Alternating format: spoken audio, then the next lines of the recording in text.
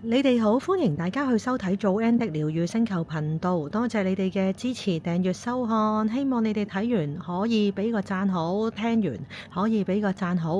呢一條影片係想傾西灣河傷人案，時間呢就已經係時間發生呢就係5月23號啊，夜晚11點噶啦。因為我尋晚睇到呢一單新聞啦，就想傾下嘅。一位41歲嘅清潔主管喺李景灣啊，西灣河李景灣啊，俾2個男人啊用刀同棍襲擊，頭部同手部受傷，送院治理。起初以為係普通襲擊，點知警方調查之後發現啊，幕後嘅主腦竟然係受害人嘅妻子，58歲，涉嫌賣兇斬夫啊嚇！先講返呢一對夫妻嘅背景先。男事主41歲，越南裔，持有香港身份證嘅。佢喺李景灣一間清潔嘅公司咧就做主管啊嚇。咁佢嘅太太58歲，係佢嘅同事嚟㗎。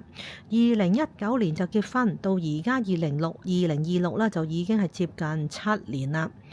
女事主比男事主大17歲，咁女事主咧之前就離過婚，有仔女嘅嚇，咁據了解咧，呢段婚姻咧近期出現一啲問題，懷疑男事主咧就有婚外情。今年3月，老婆就同朋友啦，就向呢個男事主話提出啦離婚。咁喺爭執嘅期間呢，曾經就講過揾人懟冧佢嚇。咁而家呢，就已經佢哋咧係辦理呢個離婚手續噶啦。咁但係咧辦離婚手續，但係依然呢都喺同一間嘅清潔公司啦做嘢啊，日對夜對嚇，面阻阻。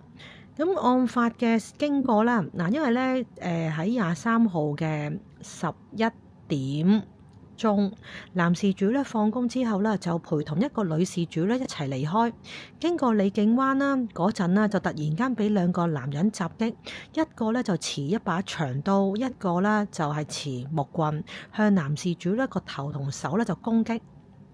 男事主咧頭部流血，手部受傷，仍然咧係清醒㗎嚇，咁送去呢個東區尤德醫院啦，就最快㗎啦嚇，就治理啦。警方都喺現場揾到一頂帽啦、鞋啦，同埋一個懷疑咧兇徒留下嘅假髮，咁同埋喺附近嘅花槽就發現一件衫同一頂帽。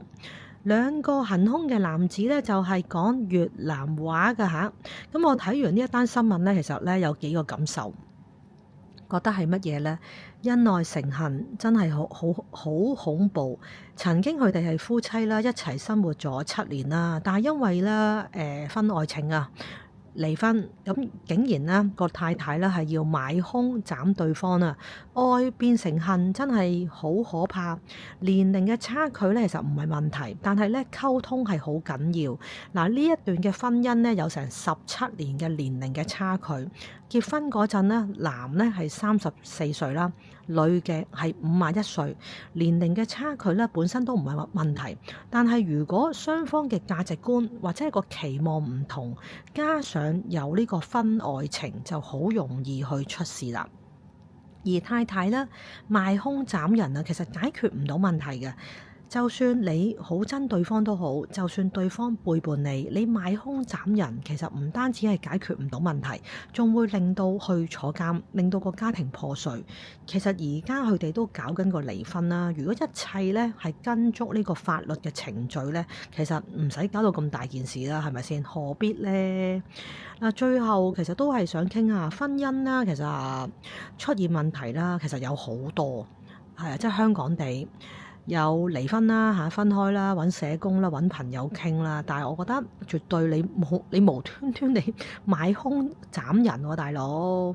而家呢個老婆咧就拉咗2個兇徒咧，就仲走啦，揾唔到，即係暫時就走啦，揾唔到啦。男事主咧就受傷啦，成個家庭係破碎，恩愛成恨啊，最後就害人害己，其實好大問題啊！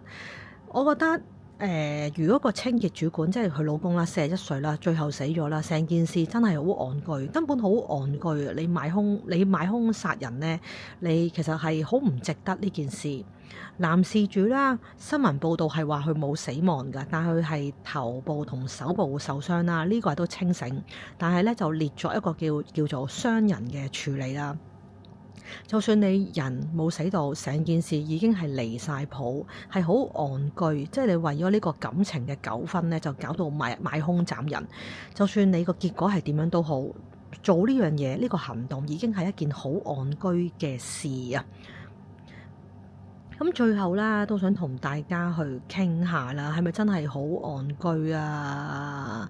感情嘅嘢好簡單，合則來，不合則去。就算對方背叛你，就算咧你幾唔甘心咧，都唔應該啦係用呢個嘅暴力去解決問題嘅。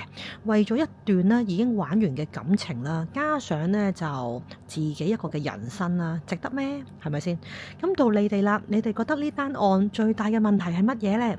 或者係覺得認為婚姻出現嘅問題應該係點樣處理，或者係認為對方如果係真係發現到有一啲嘅婚外情，你會點樣去處理？可以去留言啊！咁希望呢，多謝你哋收睇，多謝你哋用一個寶貴嘅時間去收聽呢一條嘅影片，多謝晒你哋啊！感激，thank you，拜拜。